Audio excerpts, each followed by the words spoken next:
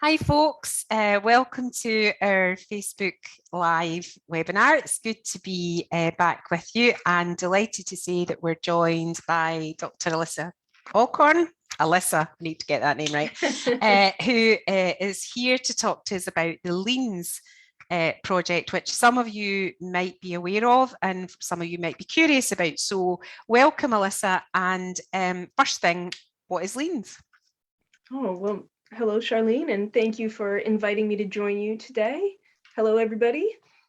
So what is LEANS? LEANS stands for Learning About Neurodiversity at School. And that's really a pretty good description of what this whole set of resources and this whole research project is about. So what it is a free program for mainstream primary schools to introduce the concept of neurodiversity for the first time to children who are in 8 to 11 year age group, so toward the end of primary school, and to really talk about how it impacts everybody's experiences at school. Because people often throw around the word neurodiversity when they might really more be talking about, say, pupils on the autism spectrum, people with ADHD, dyslexia, but really neurodiversity is a word about the variation in a group of people, your community, your classroom, it could be any group of people. So that's really important because neurodiversity includes everybody, including those pupils or those staff members who might be neurotypical. They don't have conditions like autism and so on. So it really is trying to have, something for everybody in terms of talking about how these types of differences and how we think and we feel and we learn are affecting what's going on at school. And that, that really matters, doesn't it? Because I think there is a lot of confusion around what neurodiversity is and it isn't. And I know that I think sometimes schools worry that when researchers and practitioners introduce, new terminology or ideas, that it means that they've got something else to do. But that isn't the case, is it? It's about how we can be more inclusive and better at what we already do. Yeah. Yeah, I think you're absolutely right that there's been quite a lot of confusion around the idea of neurodiversity, and also a certain amount of this, oh gosh, is this a whole new thing? Is this something else? And neurodiversity might be a new word that people aren't very familiar with, but it's still here. It's always been here. It's always been a characteristic of our classrooms and our communities. Absolutely. And I think in Scotland, sometimes we've got even an extra layer of confusion potentially because of the additional support needs terminology, which is already quite broad and covers, it may cover something like autism or dyslexia, but also care experienced children and all kinds of things. And I've had that question a lot of, is this the same as neurodiversity? And those two ideas are not the same. So I think rather than thinking of it as yet another thing schools need to pay attention to, but as giving a name and giving a focus to something that's already present in every school, and saying, well, let's bring it out into the open, let's talk about it, let's try to understand and accept it better, because that can really affect the type of experience that children and young people and neurodivergent staff members are having at school. Yeah, and that's the thing, isn't it? Is that sort of celebration of all kinds of minds, all kinds of people, and how we can build environments and societies that are more inclusive and accepting of difference rather than marginalizing people, which is really, really important. So people are starting to join us, Alyssa, which is brilliant. So I've got obviously some questions to ask you, and for the folks that are watching, if you've got a question, type it in and I'll try and get to as many as possible. So LEANS, just talk us through a little bit about what it is and what the outcomes are, because there's a project pack, isn't there? So what's it all about? Tell us the detail. Okay. So we often refer to LEANS as a resource pack or a program because it is a whole bundle of stuff. All of it is completely free. and downloadable online. So in terms of if you download it and you unzip the file, what's actually in there? The biggest thing is the LEANS Teacher Handbook. And this is a big whopper of a document that's really meant to be a one-stop shop for teachers to get prepared to teach this topic potentially for the first time. So it includes some background about what neurodiversity is, how it intersects with ideas they'll already be familiar with from their teaching practice, like the concept of additional support needs. And then it includes 7 units of activity content and gives all of the instructions and then all of the supplementary materials that go with those units. Slides, printable handouts, all of that kind of stuff. And each unit focuses on a different topic. So for example, as you might expect, unit number 1 is introducing neurodiversity and bringing that novel vocabulary to the class for the very first time and kind of exploring it, looking at it from different angles. So every unit has multiple types of materials in it. They all have hands-on activities, stuff that's about doing and experiencing for yourself what these new concepts are and how they might show up in your classroom. Some of the units, like Unit 1, have some explainer videos, and these are often bringing new vocabulary to the class and trying to give clear, age-appropriate explanations of what it means. And then all of the units also include story content, and the stories and all of the other content fit together really closely.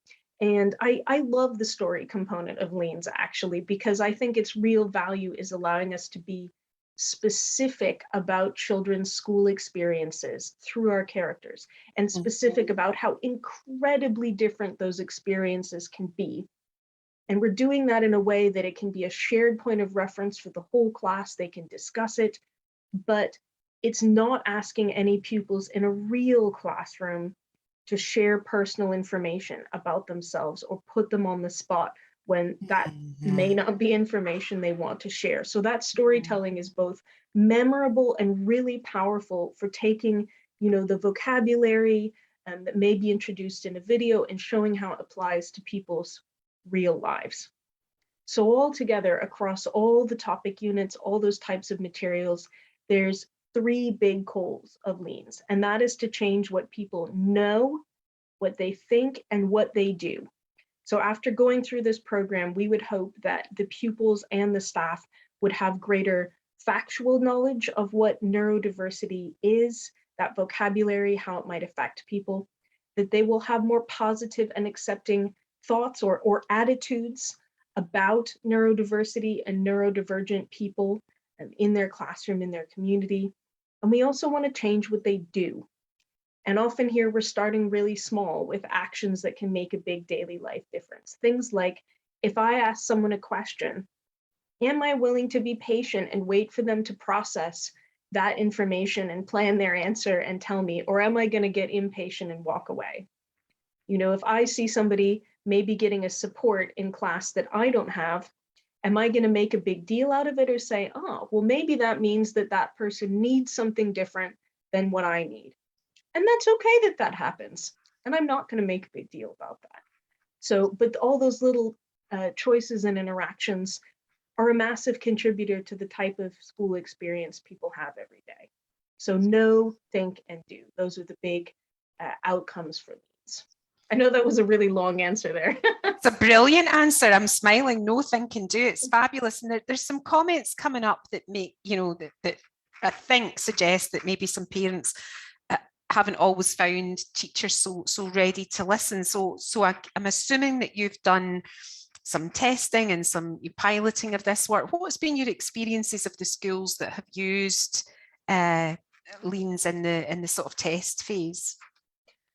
There's a couple of different things that might be considered a test phase. So in the process of creating LEANS, we worked from the very beginning with an educator design team in terms of picking what are those topics that I mentioned, developing the structure of having, the stories and the other types of materials.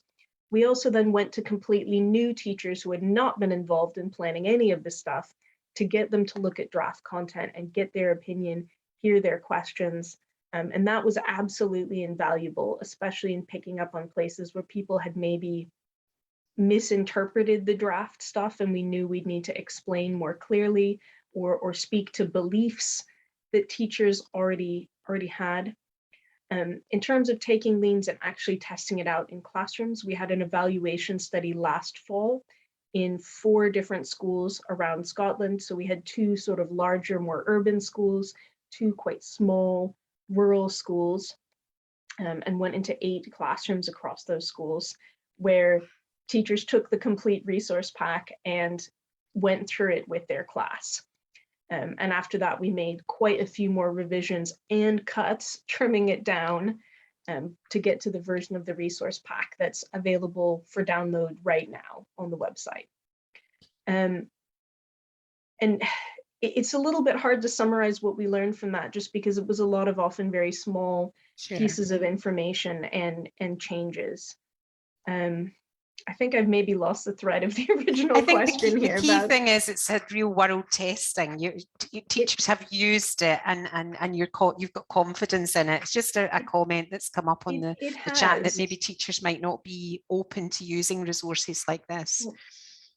That is a very important point. And I think like we really think of LEANS as a long-term enterprise here, in that you're absolutely right. There will be teachers who look at this and go, really? Or either they're not on board with the general idea, or just say, that sounds like a nice idea, but I'm busy. We've got a lot of curriculum to get through. And I really do think that if a teacher doesn't want to deliver it, that maybe it's not a good choice in their classroom, because an incredibly important part of LEANS and its efficacy is the teacher and them modeling that they believe this topic is important, and modeling acceptance and respect and patience as they talk about this topic. So, it's some teachers may not be on board with that, and their LEANS may be several steps down the line, with some work needing to happen first on potentially changing their attitudes towards whether this is an important topic or not. Let's be optimistic though. I mean, we've got a great resource here, and sometimes people don't do things because they don't know how to do things, and what you're doing is providing really excellent resource material for teachers so that that conversation can happen in an environment that children are used to in the classroom, where all sorts of things are being discussed. That's true. And I think especially for teachers who are interested in the idea and just go, well, I don't know how I get started doing that. I've never taught that before. I think if you're a teacher and you're saying that, then you are a perfect person to pick up LEANS and give it a try, because the handbook really does try to include all the information you might need to know to get started. In addition to that background information at the start of the big handbook, there's tips all the way through about how to kind of get the best out of the content. The really experienced educators on our design team, tips that they shared from their own experience about touching on some of these topics. There's a lot in there to kind of scaffold you into delivering this topic. Yeah. So is it right for every school? Could it work in every school? The short answer is probably not right now. I think there's schools and classes that are definitely ready to pick LEANS up and run with it right now, this term or next term. There's others where there's a little bit of work that they need to do, but it could be right in the near future. And others where LEANS is really very significantly different than the beliefs and customs that might be present in the school right now, or there might be other circumstances that means that LEANS doesn't fit the pupil group you have. So to expand on that a little bit more, we're really, really concerned in LEANS with ethics and safety and wanting it to be a low risk resource choice for your setting.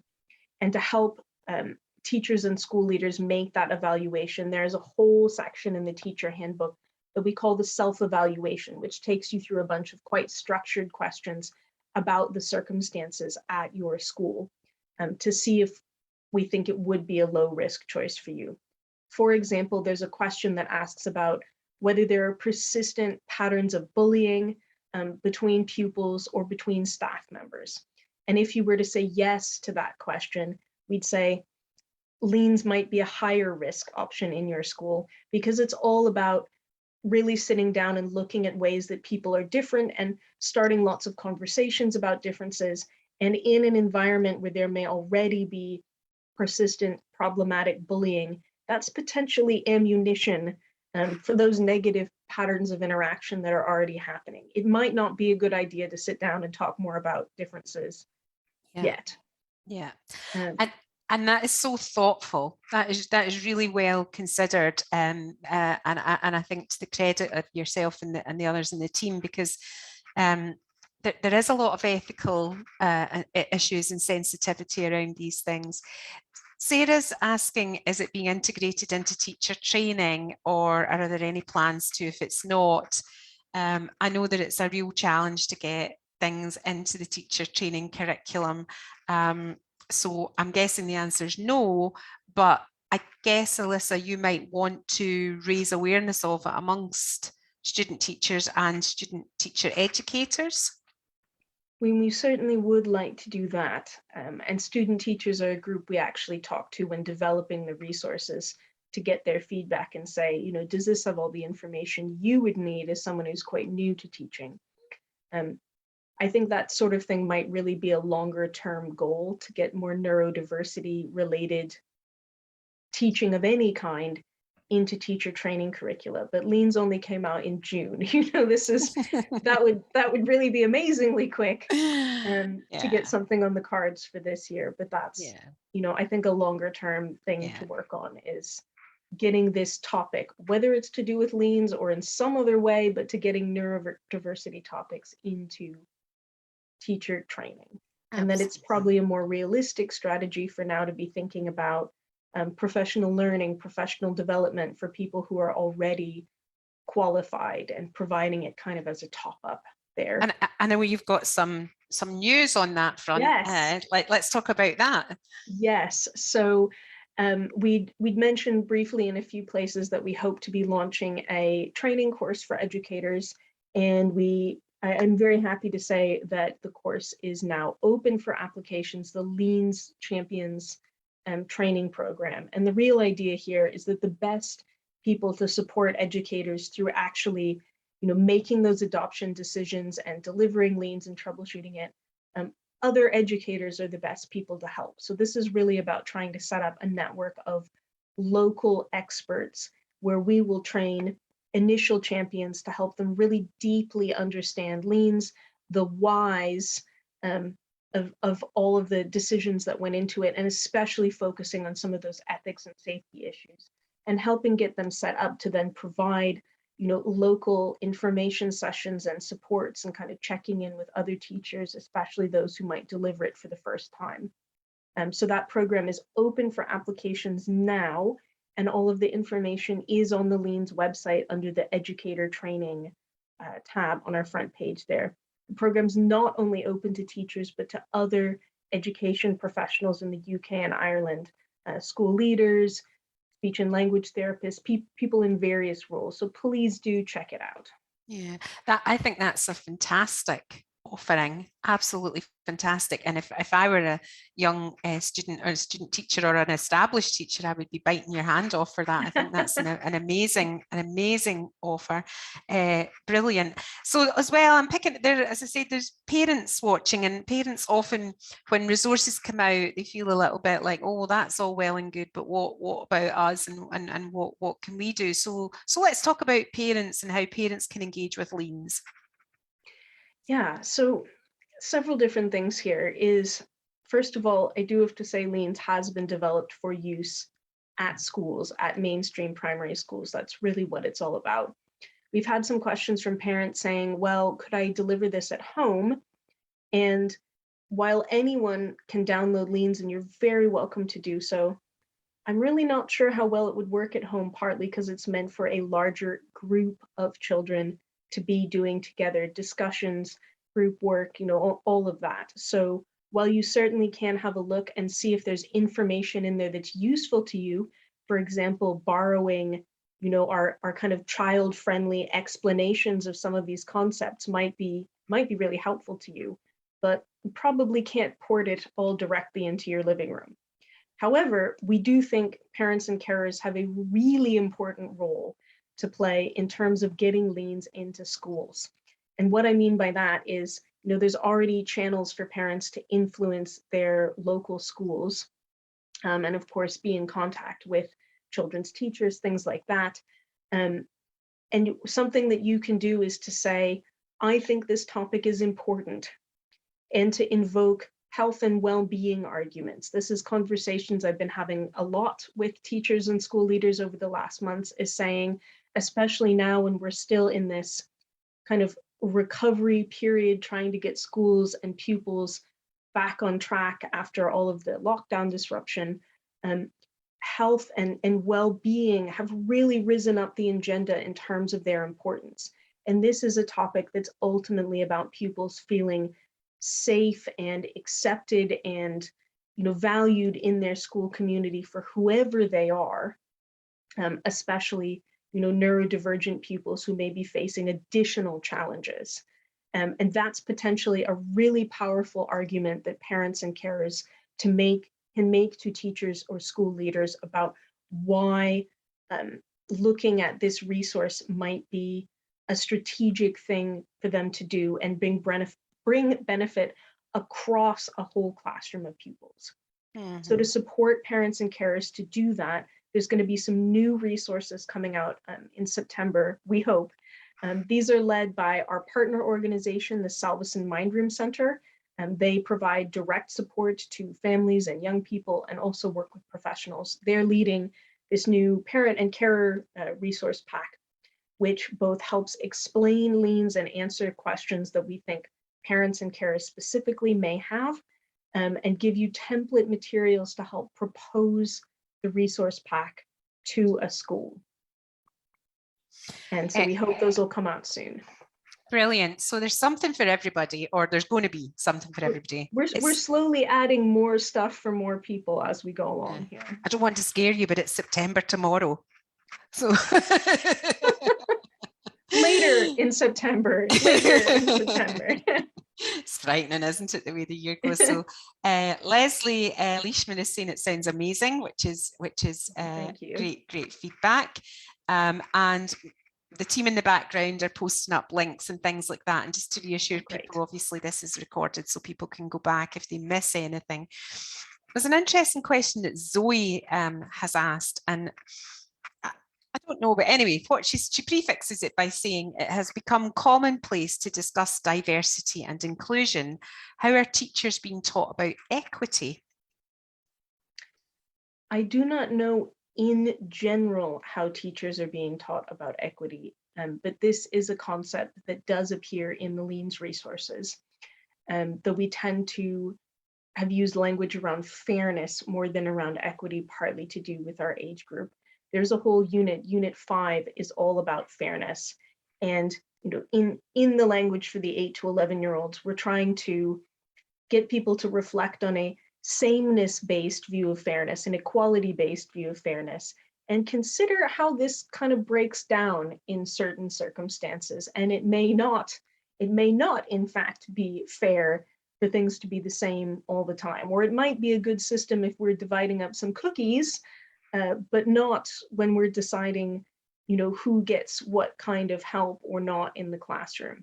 And so it tries, especially using our storytelling, to take them through kind of a chain of reasoning to help them reach the conclusion themselves that it may be more fair to make decisions and allocate resources and do things based on what people need, rather than making things the same for everyone. In the previous unit, they already will have talked a lot about the difference between needing and wanting things, and that people are going to have different needs in the school environment. So that's picking up an idea that they've already worked with. So yes, we hope by the end of the unit there that the class will have mostly come to the conclusion that fairness may not always be about sameness, that it might be more fair sometimes if things are different between people. So I do think this Absolutely. idea in particular, you know, it's going to be new for quite a few kids in class, and Yeah. maybe even something that some staff members may not have thought about in a lot of detail. Yeah. This is definitely an idea people will have to come back to. You know, Yeah. we always say LEANS is starting the conversation, it's introducing these ideas, Yeah. but you can't do all the work in one go. You're going to have to Yeah. keep coming back and having those conversations. Yeah. And it over sounds the like you're given a really lovely vocabulary for explaining some of those quite complicated things. What's the sort of sweet spot in terms of age? What do you think is the ideal kind of year group, age group to introduce LEANS to? So the target age range is 8 to 11, and we have tried as much as we can to make sure it's going to be accessible and meaningful across that whole age. You know, your 9 and 10-year-olds falling in the middle there might be the perfect age group, but it should be suitable kind of across that range. And of course, it's really up to individual teachers to think about the, you know, the mix of children present in their classroom right now to say, is this likely to be appropriate skills wise? Is it likely to appeal to this group? You know, those kind of conversations. Yeah, yeah, brilliant. There's not any more questions at the moment, so if people want to take a minute to think about it, we've got a few minutes left. I guess, like, I mean, what's next for LEANS then? You've got all these exciting developments. What would be your dream, Alyssa? What would you love to see happen with LEANS in the longer term? Oh, there's lots that I could say there. So I think what I'd really like to see is to see LEANS entering schools, entering the curriculum, and staying there over time. Because just like anything else, you know, things kind of go in and out of fashion in education. And, you know, it would make me very sad if there was a big flurry of interest kind of around LEANS when it's released. We've got quite a lot of schools trying it out this year and next year and maybe the year after, and then interest kind of tapers away. You know, I'd really like to see schools adopting it and maybe saying, okay, we're going to do this in year 5, and we're always going to do this in year 5. Something like that, because obviously neurodiversity as a fact of humanity and classrooms and everyday life is not going anywhere. Yeah, so I'd really like to see it stay on the agenda. Yeah. And this is a place, again, where I think that parents and carers and community members really can play a role in kind of keeping the attention on this topic. Maybe if they've done it for your older child, is that going to happen again when the younger one is coming up through school, and that kind of thing. So our LEANS C, or LEANS Community Impact Project, that is funding these new parent and carer resources and funding the educator training program, that's really about trying to set LEANS up for longer term success, because we don't want people to just adopt it and give it a go now. You know, if it does seem to be fitting well into their school, we want them to make that longer term commitment and also have longer term, more sustainable sources of support out there in the community with educators supporting each other. So absolutely, absolutely. Anne saying, hi Anne, sounds very interesting. Looking forward to having a look at the resource. Patricia's asking, are there any plans for resources for younger children? So this is an idea we've kicked around a bit, is we've had actually a lot of community interest in either resources for a younger age group like reception age or a secondary school age group. In order to do that, we are going to need another chunk of funding. So that's really the challenge for us, is finding an appropriate funding source. If anyone's got ideas, please send them our way. Answers on a postcard. Yeah. Nobody so sends postcards anymore.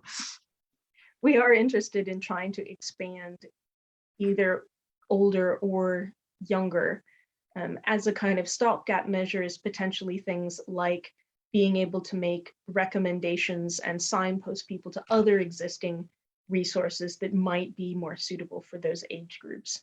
Yeah. Actually, on that topic, we previously published a community suggested list of neurodiversity resources. And we are now collecting more suggestions because, of course, more books and videos and programs and everything comes out all the time. So if you have seen a great resource that made you bookmark it or rush to your library or whatever, please do fill out a little form and tell us about it so that we can tell the wider community about that resource. Absolutely. And some of those might be for slightly younger age groups than the LEANS 8 to 11 group. And hopefully it inspires people to think about how they can adapt and use and develop these things. Stevie's asking a really tough question. How can we get the spotlight on this with directors of education? And I guess that's about your evidence and getting this groundswell from practitioners themselves. Alyssa, is there anything you would say to that? Yeah, I think that also might be an issue that will take a little more time, and it might be hard to get a useful amount of leverage until more schools are trying LEANS out. You know, while we did do an evaluation study and formally collect information, that was fairly small. I'd be interested in looking into whether we might have schools potentially opting in to collecting a larger evidence base, both, you know, quantitative, numerical, quiz scores type evidence, and more qualitative, here's how I think this impacted our classroom type of evidence. But of course, you know, because it has just come out, the new school year is just starting, it's going to take time to get more information and kind of, yeah, build some leverage. Well, I think we've come to the end of our time, Alyssa. Some great questions and some lovely support for the project from the comments. It's phenomenal work. Congratulations to you and the rest of the team. And we'll get you back to hear how things are developing and progressing. But thank you so much for joining us today.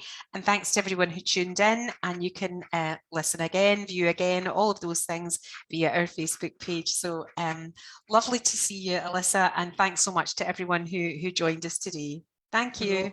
Lovely to see you too, Charlene. Thank you so much. Bye. Bye.